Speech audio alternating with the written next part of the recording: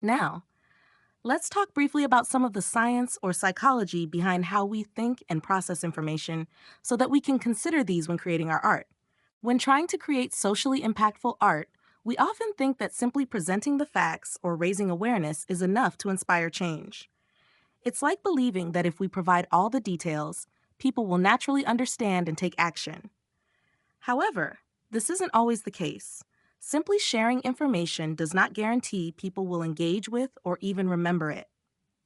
Let's now consider how our brains handle information.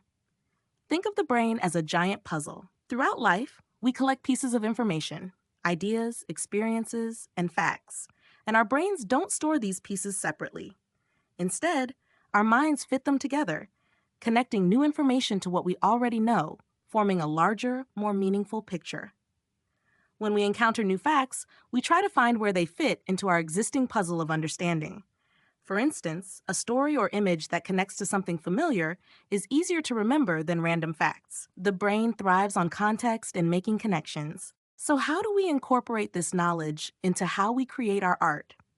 You should find ways to help people link your message to their own mental puzzle. It's not just about presenting them with a new fact or experience, it's about connecting that fact to something they already understand or care about. For example, if you're creating art about HIV self testing, you could highlight a shared experience like the anticipation and anxiety of waiting for results in a clinic. Nearly everyone has experienced this type of anxiety or stressful wait. Creating around this allows you to tap into universal emotions that help viewers connect their own experiences of waiting with the much deeper issue of healthcare inequality. By making it relatable in this way, you help people fit the new information into their mental puzzle, linking their own feelings of anxiety to the broader, more urgent problem. This approach doesn't just evoke empathy, it encourages people to think, I know what that feels like, and I can imagine how others feel. By doing this, your art helps viewers not only understand the issue, but also feel how it connects to their own lives and worldview, making it both personal and impactful. Or if your art focuses on environmental degradation, you could build on a shared experience like watching a favorite place disappear or change over time. Many people have seen a park, beach, or familiar landscape get polluted or developed, and it leaves a feeling of loss. You might depict a beautiful landscape slowly overtaken by trash or industrialization, using faded colors to mirror the emotional detachment and sadness people feel when they witness such changes. By connecting to the familiar sense of loss, you help viewers understand environmental degradation not just as a distant issue, but as something that impacts places they care about. It allows them to link their personal experience of change or loss with the larger environmental crisis, fitting it into their mental puzzle as something relevant and real. This emotional connection makes the issue feel personal, encouraging them to reflect on their own role or to take action. Still on the idea of how the brain works, let's first understand what cognitive dissonance is. Cognitive dissonance occurs when a person holds two or more beliefs, ideas, or values that contradict each other, leading to psychological discomfort. To resolve this discomfort, people may change their beliefs, justify their actions, or sometimes ignore the contradiction altogether. For example, imagine someone believes liars are bad people, but then they find themselves lying and realize, but I just lied.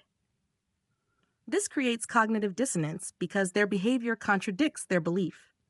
To ease this discomfort, they might justify the lie by saying, it was for a good reason, change their belief to, maybe lying isn't always bad, or simply ignore the contradiction altogether.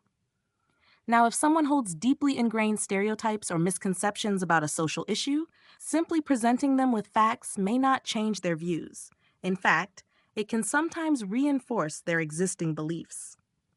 This happens because of confirmation bias, which causes people to focus on information that supports their current beliefs while ignoring or rejecting anything that contradicts them.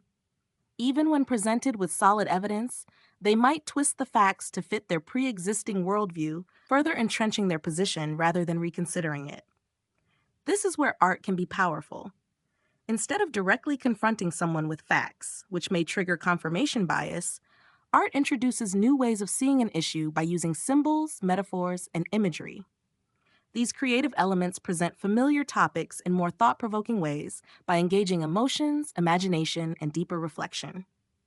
So, yes, art also creates a kind of cognitive dissonance that makes people stop and reflect, but it also opens the door for deeper thinking, allowing them to reconsider their beliefs without feeling directly challenged. It can create a personal, safe environment where a person feels comfortable exploring and potentially reconsidering their viewpoints.